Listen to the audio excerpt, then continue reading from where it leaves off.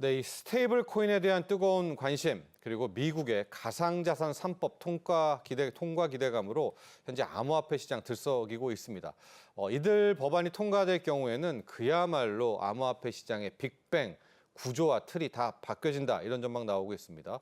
자, 가상자산 시장, 또 스테이블 코인에 대한 이야기들 함께 나눠보겠습니다. 조재우 한성대 사회과학부 교수 함께합니다. 안녕하십니까? 안녕하세요. 네. 비트코인 이야기로 시작해 보도록 하겠습니다. 사상 처음 12만 달러, 아예 12만 3천 달러를 돌파를 했습니다. 이제 그 이면에는 크립토 위크, 이제 오늘 우리가 할 얘기들이 있습니다. 가상자산 3법들. 자, 비트코인 가격들 최근 한번 추이 한번 보고 우리 시청자분들에게 좀 이렇게 뜨거워지고 있다. 한번 시작해 볼까요? 네, 비트코인 가격이 12만 달러를 넘어선 다음에 지금 조금 주춤해가지고 지금은요? 네, 11만 한 7천에서 8천 달러 정도에 머물고 있습니다. 원화 기준으로는 1억 6천만 원을 넘겼다고 알고 있고요. 네.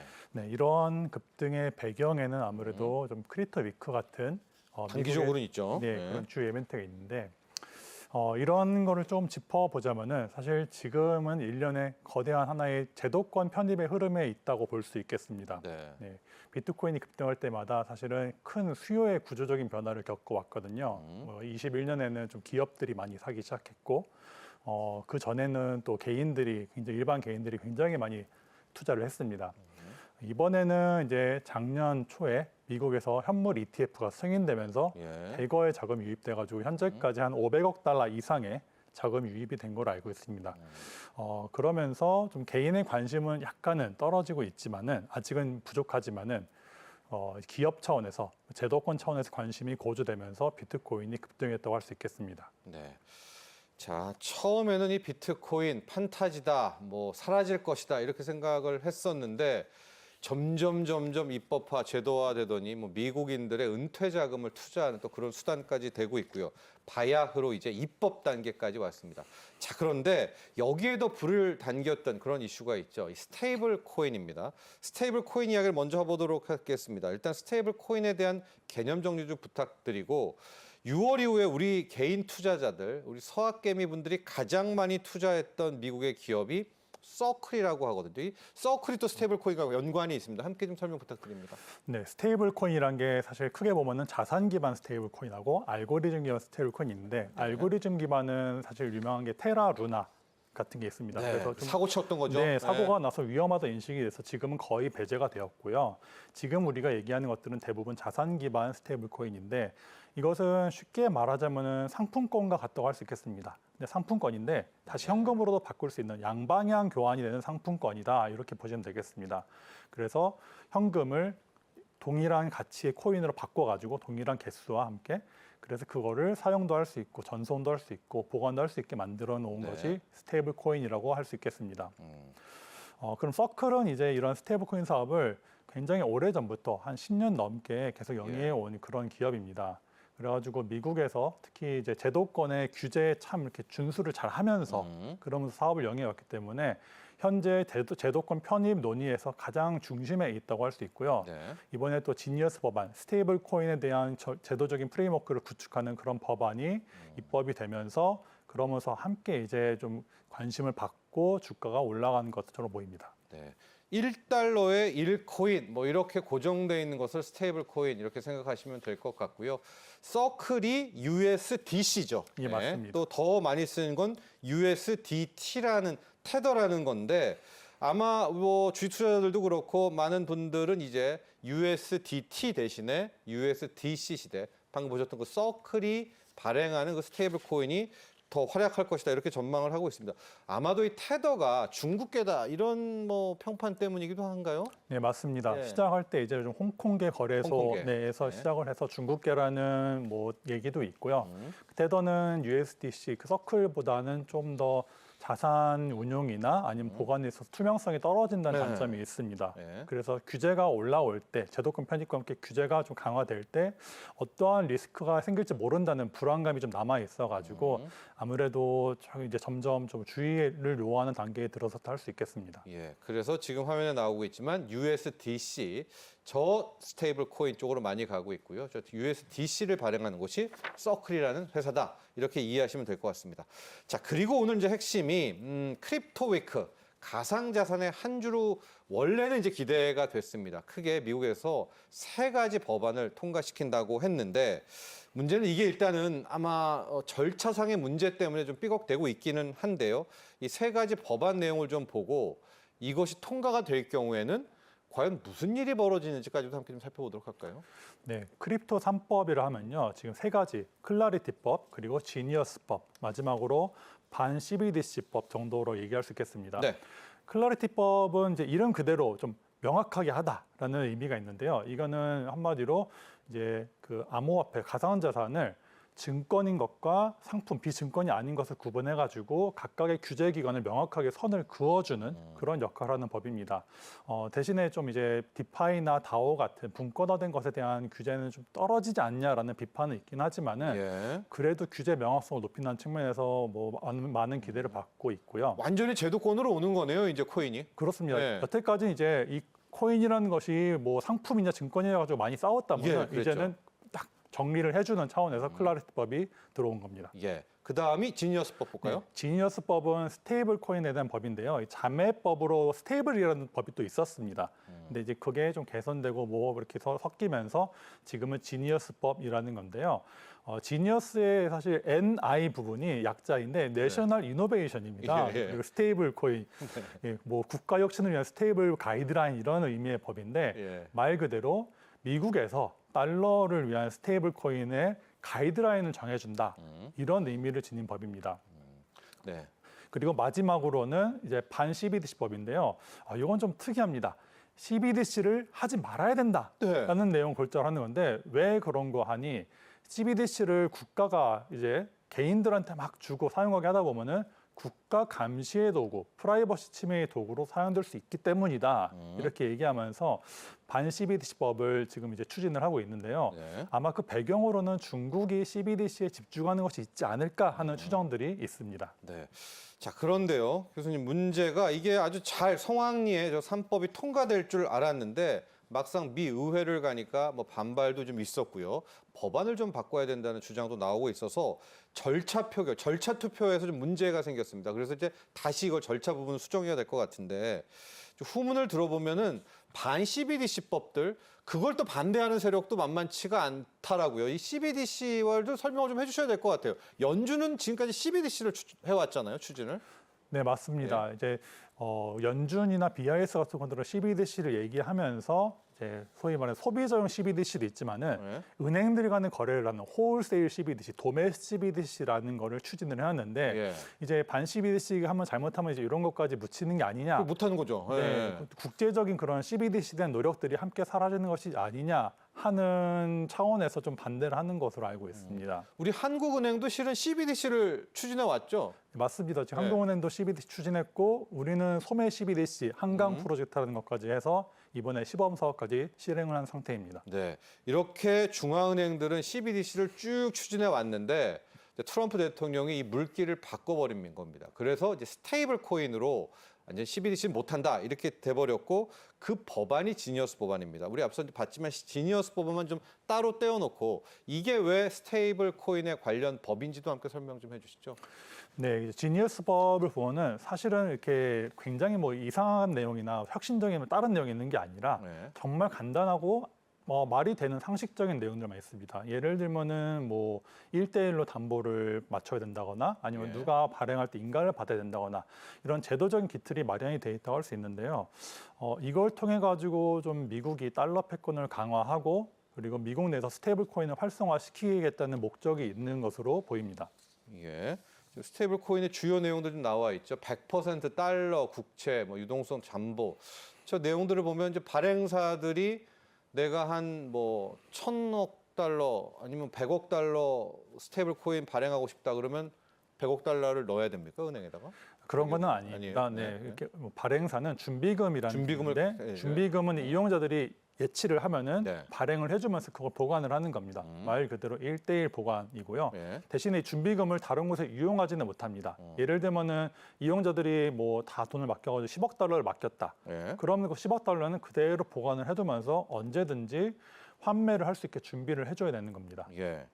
그런데 그걸 이제 대부분 단기 국채 쪽으로 많이 또 사들이겠다. 뭐 이런 얘기가 나오면서 트럼프가 국채 수요 늘린다 이런 뭐 이야기도 많이 나옵니다. 예, 네, 맞습니다. 예, 예. 네, 네. 예. 그런 식으로 해서 뭐 스테이블 코인이 이제 활성화되면은 뭐 국채 수요가 상당히 많이 늘어날 것이다. 이런 예상들이 많이 나오고 있는데요. 네. 실제로 이제 스테이블 코인, 특히 USDC 같은 경우에는 2020년에서 21년 넘어가는 사이에 그 이전에는 회사채라든지 현금 보유가 상당히 있었지만은 그 이후에 이제 좀 미국에서 제도권의 지적이 있은 다음에 단기 국채를 80%까지 늘렸습니다. 네. 그러면서 그 시기에 미국 국채 대한 수요가 많이 늘었다는 그런 분석도 있습니다. 네.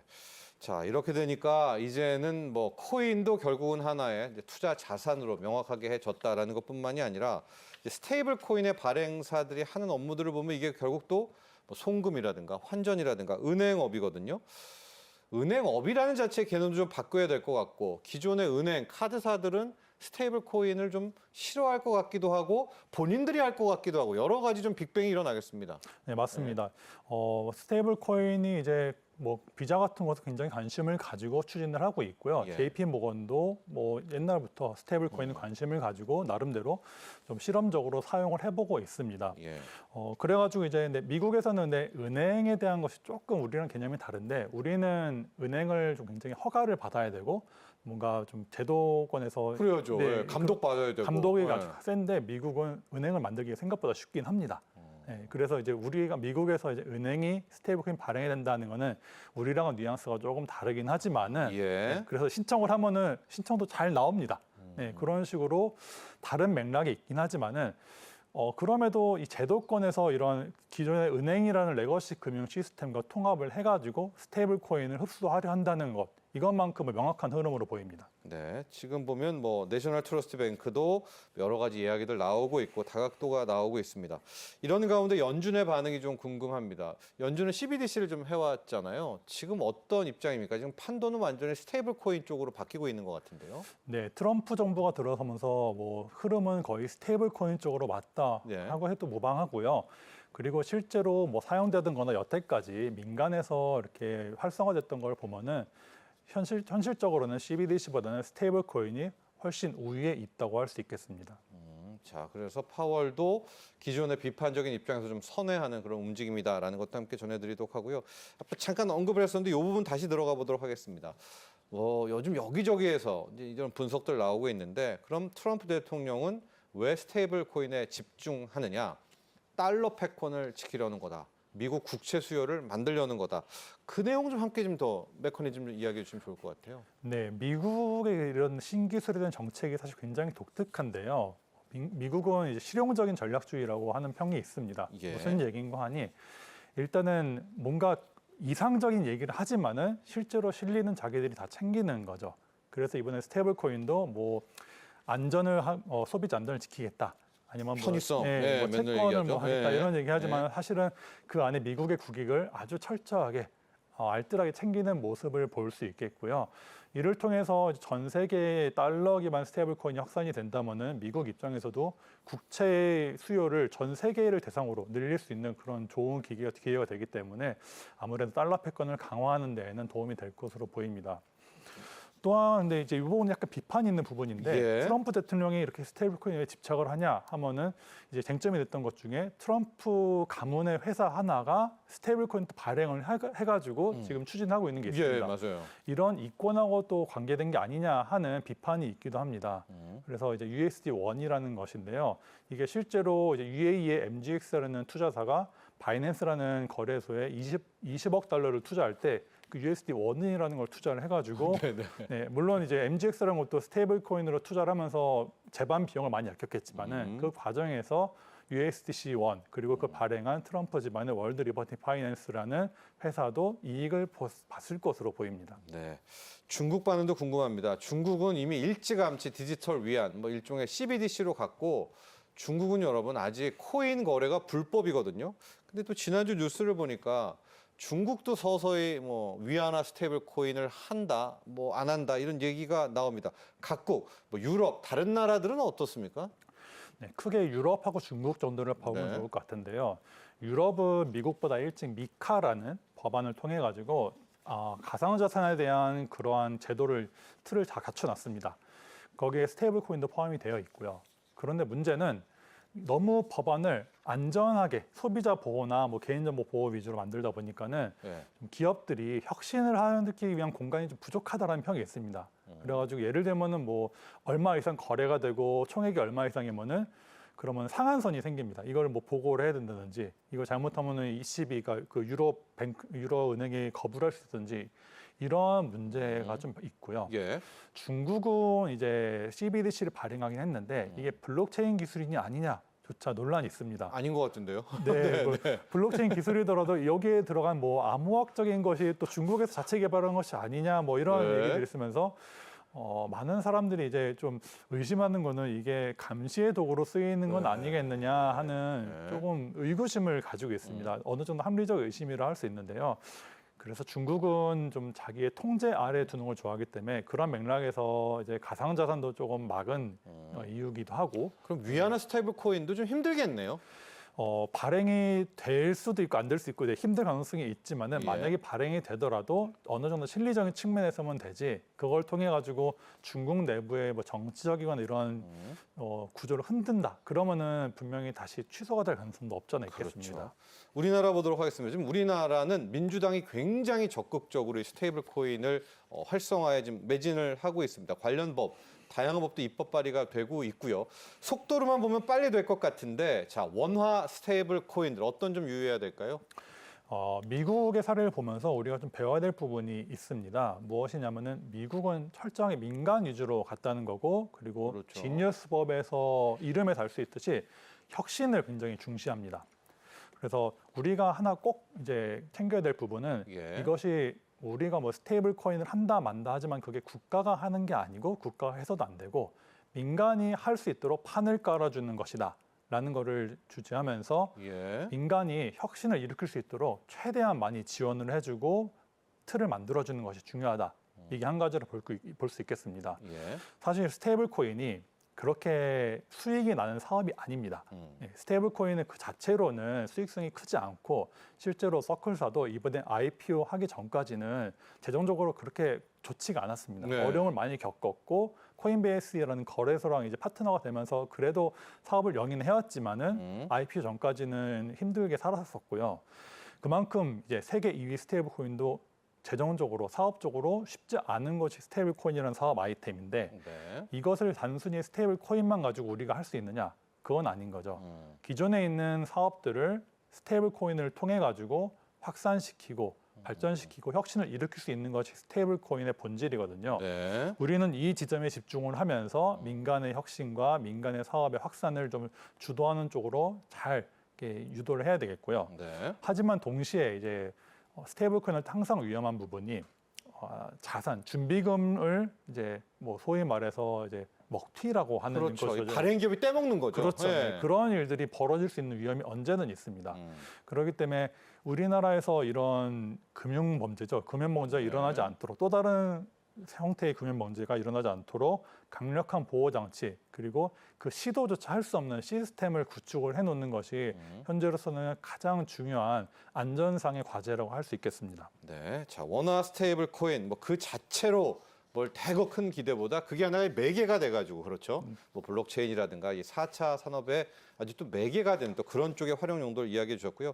마무리를 좀 해보도록 하겠습니다. 교수님 지금 어떤 현상이 나오고 있냐면은 이 가상자산 3법 통과된다고 하니까 막 너나 나나 코인 막 비트코인도 급등하고 뛰어드는 게 하나가 있고 또 스테이블 코인 나온다고 하니까 국내 이 기업이 발행 기업이 될 거야라고 해서 또 국내 관련 주식들이 또 급등하고 수요가 몰리고 있습니다. 투자적 관점에서 우리 개인 투자자들에게 좀 권하고 싶은 제언들이 있다면요. 네, 먼저 스테이블 코인 관련해서는 네. 방금 말씀드렸듯이 이거 자체가 그렇게 사업성이 좋은 게 아니기 때문에 이것 때문에 뭐 기업을 너무 좀 묻지마 투자를 한다든가 이런 거는 발행사가 큰 돈 못 번다는 거죠. 쉽지 않습니다. 네. 네, 그런 부분은 조심하셔야 될 것 같고요. 네. 이제 비트코인이나 아니면 다른 뭐 소위 알트코인. 알트코인 같은 네. 코인들에 대해서는 좀 항상 시장이 급등할 때 개인분들이 많이 들어오시는데 투자에 주의할 필요가 충분히 있습니다. 특히 이번에 비트코인은 기관 주도로 이제 상승을 많이 했다고 보이는데 기관들의 매집 가격이 대략 한 6만에서 7만 달러 정도로 추정을 하고 있습니다. 예. 왜냐하면 작년 24년 1년 동안 그 정도 가격에서 계속 머물렀었거든요. 그렇기 때문에 비트코인 가격이 급등을 할 때 기관들은 그 특성상 어느 정도 리밸런싱을 통해 가지고 일부 수익을 창출하기 마련인데 그 양이 굉장히 많기 때문에 100만 개 넘는 양에서 일부만 하더라도 꽤 큰 양이기 때문에 조정은 있을 가능성이 있죠. 예. 그렇기 때문에 투자하실 때 이게 과거같이 묻지마 투자가 이제는 좀 쉽지 않은 시대가 될 것이고 그렇기 때문에 투자하실 때는 정확하게 좀 리스크 관리하시면서 네. 투자하시는 게 중요하겠습니다. 그렇습니다, 여러분. 가상자산 3법이 미국에서 통과됐다고 하더라도 그게 비트코인, 알트코인 급등과는 뭐 정비례되는 것은 아니라는 것도 꼭 기억하시기 바랍니다. 자, 지금까지 조재우 한성대 사회과학부 교수와 함께했습니다. 오늘 감사합니다.